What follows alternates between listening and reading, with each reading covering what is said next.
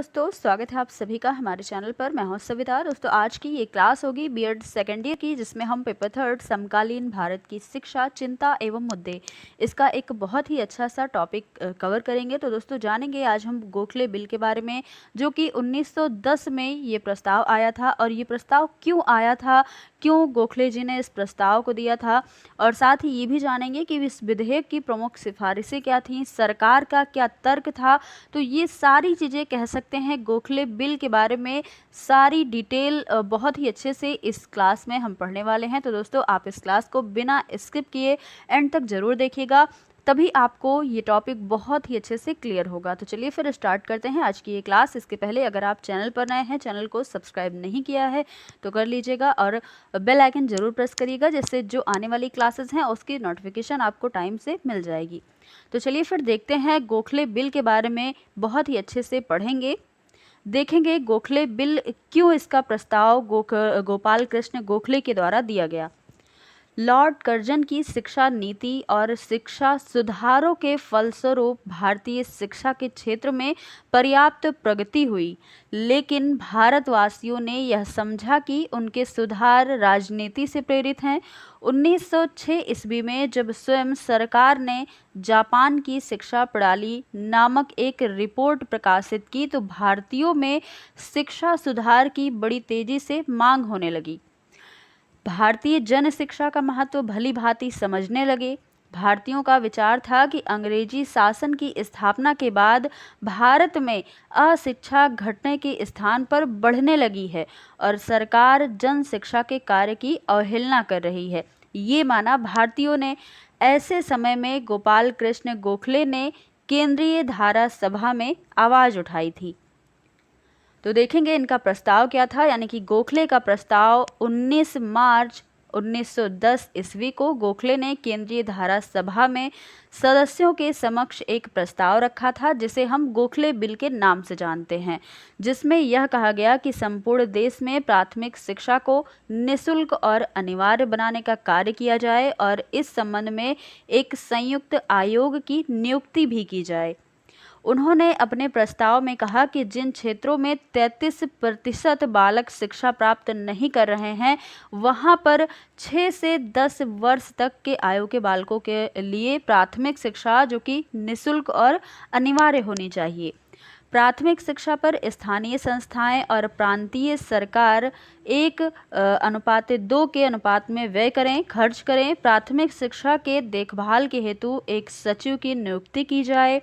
उन्होंने अपने प्रस्ताव में यह भी कहा कि शिक्षा के प्रचार की योजना के निर्माण के लिए केंद्र में एक अलग से विभाग की स्थापना हो और सरकार अपने वार्षिक बजट में शिक्षा की प्रगति का भी उल्लेख करे।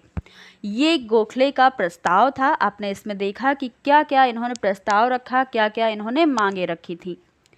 आगे देखेंगे, गोखले के प्रस्ताव पर सरकार ने आश्वासन दिया और 1913 ईस्वी में केंद्र के अंतर्गत एक पृथक शिक्षा विभाग की स्थापना की, परंतु अनिवार्य और निःशुल्क प्राथमिक शिक्षा के संबंध में कोई भी उत्तरदायित्व इन्हें नहीं मिला। गोखले ने यद्यपि अपना प्रस्ताव वापस ले लिया क्योंकि अस्वीकार हो गया था, परंतु इसके बाद भी सरकार ने कुछ भी विशेष कदम नहीं उठाए। गोखले का विधेयक गोखले के प्रस्ताव पर सरकार ने ध्यान नहीं दिया। इससे जनता में बड़ी निराशा हुई। भारतीय जनता सरकार की चालों से परिचित थी। कांग्रेस ने भी गोखले के इस दिशा में शीघ्र ही कदम उठाने के लिए अनुरोध किया। अतः प्राथमिक शिक्षा के प्रति सरकार की उदासीनता को देखकर गोपाल कृष्ण गोखले ने 16 मार्च 1991 ईस्वी को केंद्रीय सभा के समक्ष अपना प्रसिद्ध विधेयक प्रस्तुत किया।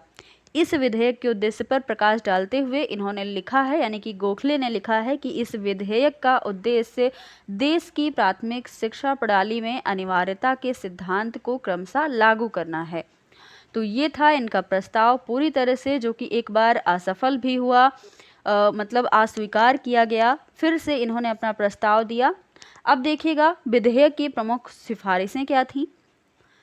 पहली सिफारिश थी कि अनिवार्य शिक्षा की यह योजना उन क्षेत्रों में लागू की जाए जहां पर बालकों का एक निश्चित प्रतिशत माध्यमिक शिक्षा प्राप्त कर रहा है।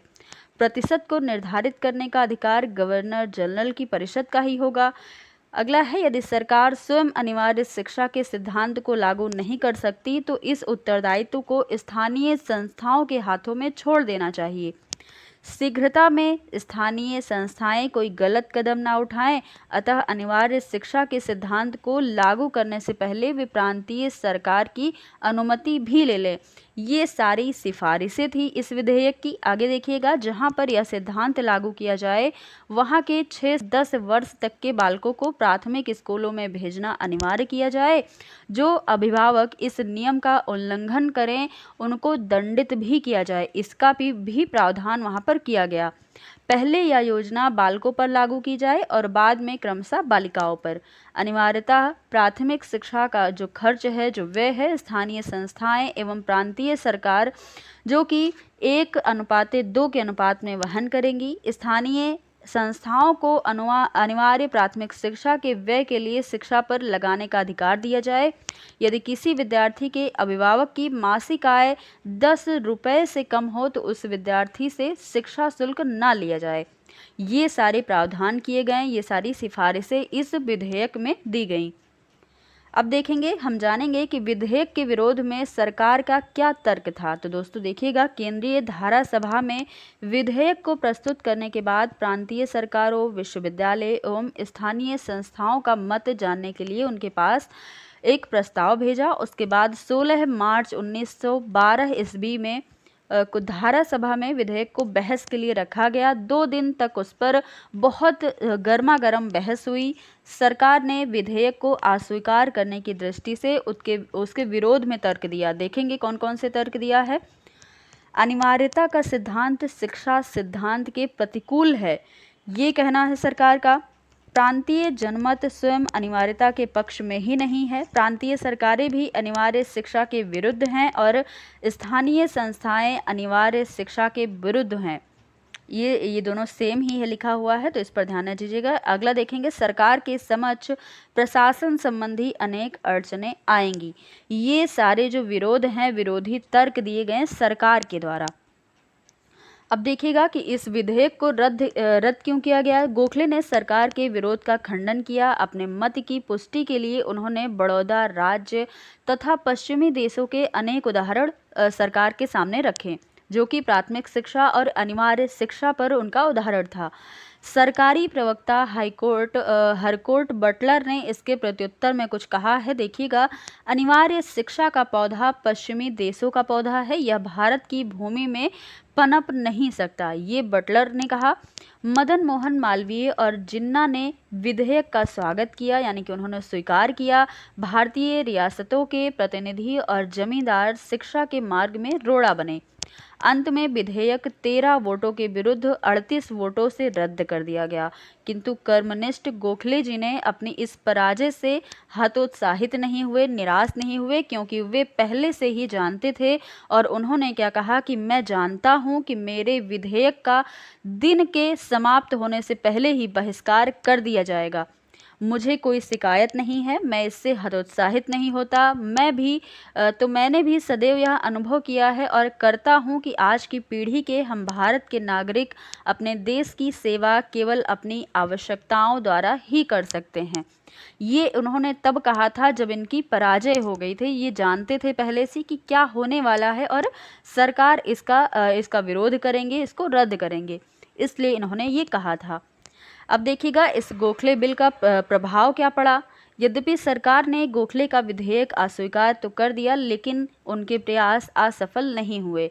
इस विधेयक ने सरकार और जनता दोनों का ध्यान जनसाधारण की शिक्षा की ओर आकृष्ट किया। दिसंबर 1911 ईस्वी में सम्राट जॉर्ज पंचम ने दिल्ली दरबार में प्राथमिक शिक्षा के लिए 50 लाख रुपए की धनराशि प्रदान करने की घोषणा कर दी। 6 जनवरी 1912 ईस्वी को कोलकाता विश्वविद्यालय में अपने भाषण में जॉर्ज पंचम ने भारत में शिक्षा के प्रचार के लिए अपनी रुचि जाहिर करते हुए कहा कि मेरी इच्छा है कि भारत में विश्वविद्यालयों का जाल सा बिछ जाए, जिससे कृषि, व्यवसाय तथा अन्य क्षेत्रों में लोग लग सकें और राजभक्त, बहादुर एवं कुशल नागरिक बन सके। ये किसने कहा? जॉर्ज पंचम के द्वारा ये कहा गया।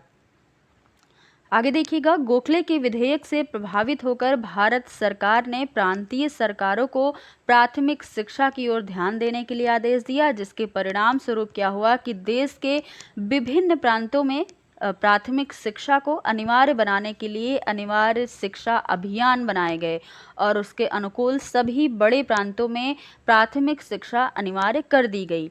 शिक्षित वर्ग एवं राजनीतिक दलों पर भी गोखले के विधेयक का बहुत व्यापक प्रभाव पड़ा है, जिसके कारण उन्होंने भी अनिवार्य प्राथमिक शिक्षा के प्रचार में रुचि ली।